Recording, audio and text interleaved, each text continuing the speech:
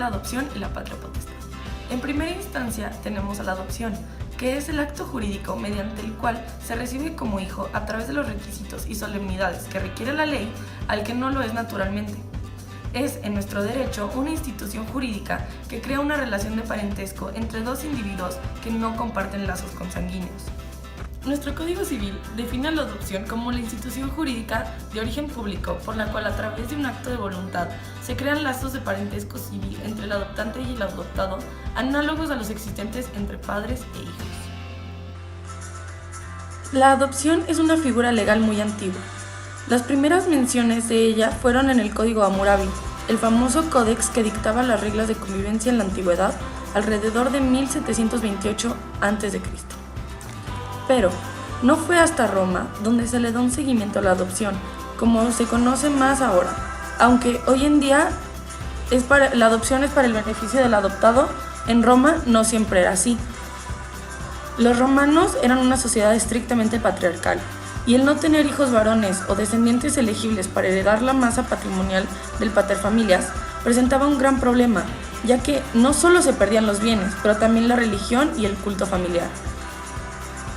En esos casos, se permitía la introducción de un varón que pudiera continuar con la familia por parte de sus propios descendientes y así seguir con la vida familiar. En la época de Justiniano, la adopción se dividió en dos formas de la misma, la plena y la menos plena. En la adopción plena, el adoptado se desvinculaba completamente de su familia biológica y en la adopción menos plena, solo se podían transmitirle al adoptado sus derechos sucesorios. Ahora, nos vamos a un suceso más cercano a nuestra historia, al año 1804 después de Cristo, cuando el Código Napoleónico vuelve a introducir esta figura en su legislación. En el Código Napoleónico, la adopción tenía ciertas limitaciones de gran importancia, como lo era la regla de que la adopción solo podía suceder por medio de un contrato entre mayores de edad. En México, la adopción no se reguló hasta 1928 con el Código Civil.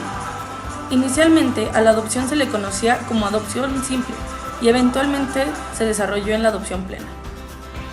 Lo anterior fue porque en la mayoría de los casos de adopción, los adoptados desconocían su condición y eran tratados como otro hijo biológico. De igual manera, en el registro civil aparecían estos adoptados como haber nacido en esa familia que los adoptó. No tenían condición de adoptante. Hasta el día 2 de abril del 2012, existían dos tipos de adopciones vigentes en el Estado, la simple y la plena. En la adopción simple se creó una relación de filiación entre el adoptante y el adoptado. Básicamente, tienen los mismos derechos y obligaciones recíprocos que tendrían un progenitor y sus hijos biológicos. Este tipo de adopción no crea parentesco con la familia del adoptante. Por ejemplo, la mamá o papá del adoptante no serían los abuelos del adoptado. Aquí hay que recalcar que en este tipo de adopción, el adoptado conserva sus derechos de recibir alimentos y poder recibir herencia de sus padres biológicos. Ahora, en el caso de la adopción plena, se hace una inclusión total del adoptado en la familia del adoptante, eliminando cualquier vínculo con la familia biológica del adoptado. Es decir, el adoptado es completamente un miembro de la familia del adoptante. Actualmente, solo se reconoce la figura de la adopción plena. Solo se necesita la expresión de la voluntad del adoptante para que el adoptado forme parte de su familia como si hubiese nacido en ella. Ahora, nuestra legislación exige varios requerimientos, como para el adoptado como para el adoptante. Para el adoptado son solo 4. 1 es ser menor de edad. 2 es ser incapaz. 3. Si ya es mayor de edad, debe de estar ya incorporado al núcleo familiar, ya sea de sus progenitores biológicos o quienes lo desean adoptar. Y número 4, como último requisito, que si ya tiene 14 años exprese su consentimiento de ser adoptado. Por otro lado tenemos los requisitos del adoptante, que son 6. El primero es tener 25 años cumplidos. El segundo es tener una diferencia mínima de 15 años con el adoptado. 3 es tener los medios suficientes para la subsistencia, educación y cuidado del adoptado. 4. Gozar de buena salud física y mental, ser apto y adecuado para adoptar. 5. Que sea de buenas costumbres y 6. Que haya asistido al curso de padres adoptantes en el DIF.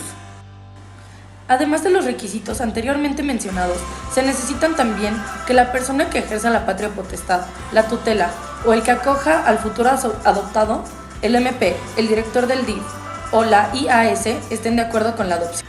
También se tiene que cumplir con la finalidad de la adopción, que sea benéfica para el adoptado atendiendo a sus intereses superiores. ¿Qué pasa si el adoptado desea conocer sus antecedentes biológicos? Según el artículo 433-B del Código Civil de Aguascalientes, tratándose de la adopción plena, el registro civil no proporcionará datos de la familia biológica del adoptado, excepto en los casos siguientes y con autorización del órgano jurisdiccional competente. Para efecto de impedimento de matrimonio, y el segundo, cuando el adoptado desee conocer esa información, siempre y cuando sea mayor de edad. De no ser así, debe de contar con el permiso de los adoptantes. Dentro de la adopción existen dos temas denominados adopción internacional y adopción por extranjeros. La adopción internacional es la que se realiza por ciudadanos de otro país que residen fuera de México, y el objetivo es encontrarle una familia al menor que no ha encontrado en su país de origen. Siempre serán plenas este tipo de adopciones. Ahora, la adopción por extranjeros es aquella que se hace por medio de ciudadanos extranjeros que habitan permanentemente en México. Y la ley establece que si hay igual de condiciones entre los extranjeros y los mexicanos, siempre se le dará prioridad de adopción a los mexicanos.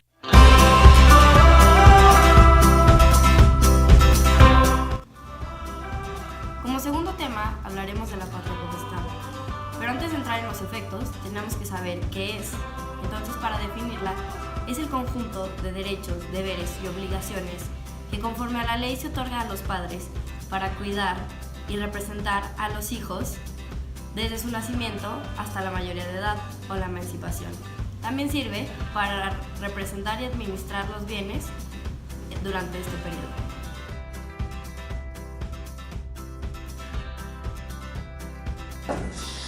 Estos efectos se refieren a las relaciones personales entre quienes la ejercen y sus hijos, o sea, a la función protectora y formativa, lo que se refiere a la crianza y educación, que deben llevar a cabo los padres.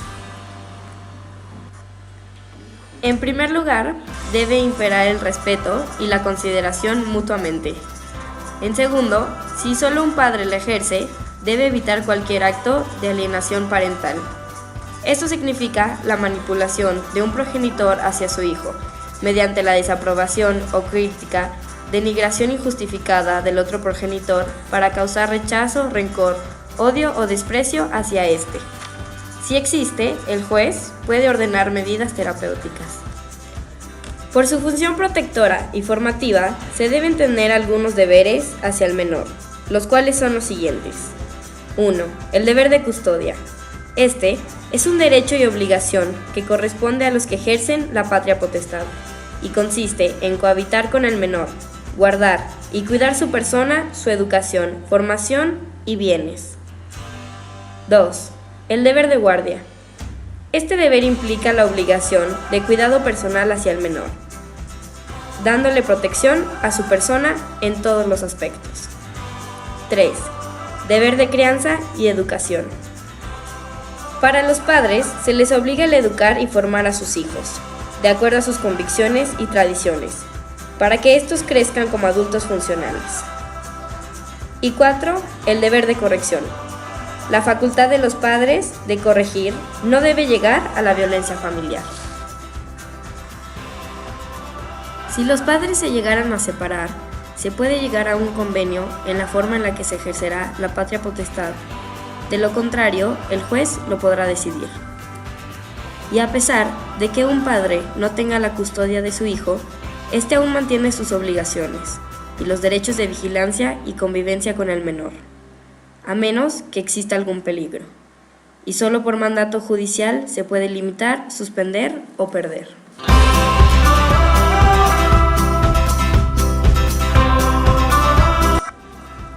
En segundo término, son los efectos de la patria potestad sobre los bienes de los hijos. Primero, quienes ejercen la patria potestad son legítimos representantes de quienes están bajo ella. Sin embargo, no son administradores. Los que ejercen la patria potestad tienen administración de los bienes, incluso los adquiridos por prescripción. Estos no implican los actos de administración. Segundo, los bienes del hijo se dividen en dos clases. Los bienes adquiridos por trabajo, que son propiedad, administración y usufructo del hijo, y los bienes adquiridos por cualquier otro título, que la mitad del usufructo corresponde al hijo y la otra mitad al padre junto con la administración. Tercero, si los bienes generan rentas antes de que los padres posean la posesión, pertenecen al hijo, como la renta de un local. Cuarto, si los padres tienen usufructo, tendrán las obligaciones de los usufructuarios, salvo que hayan sido declarados en quiebra o concurso de acreedores, se contraigan nuevas nupcias o sean administradores ruinosos. Quinto, la prohibición de enajenación o gravamen de los bienes, salvo la autorización judicial, en cuyo caso tomará las medidas necesarias para que se use el producto de la venta a su objeto. Sexto, no pueden celebrar contratos de más de 5 años, ni recibir rentas anticipadas por más de 2 años, ni vender bienes en menor precio del comercial. Séptimo, el usufructo se extingue por la mayoría de edad, la pérdida de la patria potestad o su renuncia. Octavo, los padres que administren los bienes deben dar cuentas. Noveno, si hay interés opuesto, se nombrará un tutor. Y décimo, el juez puede evitar que se derrochen los bienes. Una vez que termina la patria potestad, los padres deberán devolver a los hijos todos los bienes y frutos que les pertenecen.